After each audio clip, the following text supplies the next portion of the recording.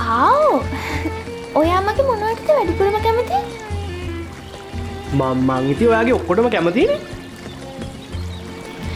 අනේ ඉතින් කියන්නකෝ වැඩිපුරම මොනවටද කැමති කියලා.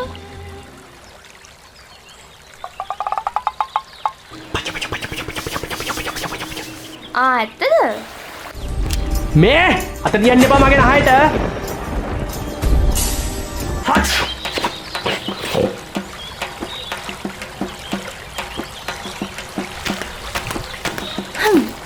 ඇයි ඒ මොකද?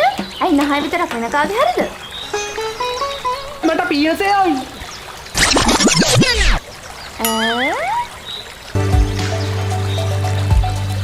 ඔබට සාර්ථක පෞල් ජීවිතයක් ගත කිරීමට අවශ්‍ය නම් පීනස ඇති ඔබේ ස්වාමිපුරුෂයාගේ නාසය ඇල්ලීමෙන් වළකින්න.